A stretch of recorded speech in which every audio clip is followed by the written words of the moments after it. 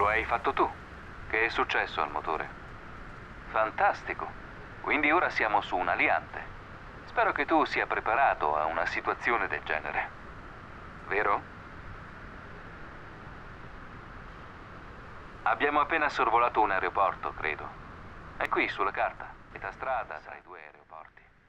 Possiamo invertire la rotta o vedere se riusciamo a superare la cresta. Queste colline sembrano spaventosamente alte.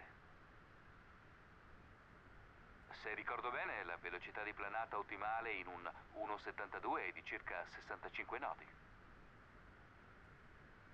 Non perdere tempo a guardare l'indicatore di assetto o il giroscopio direzionale. Quando il motore si è fermato abbiamo perso la pompa del vuoto.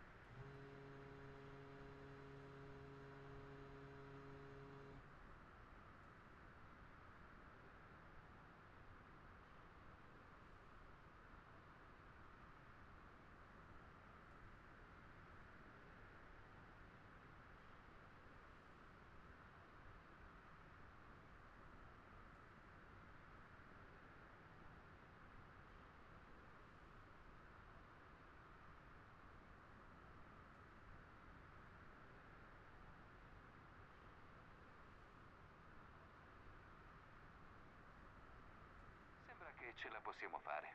Ottimo lavoro. Ora posso ricominciare a respirare.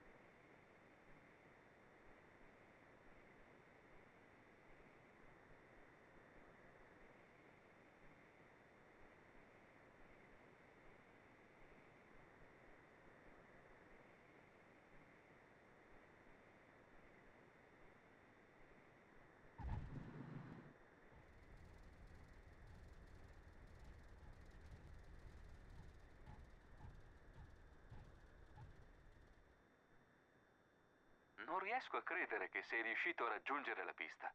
Non credevo nemmeno che saremmo arrivati all'aeroporto.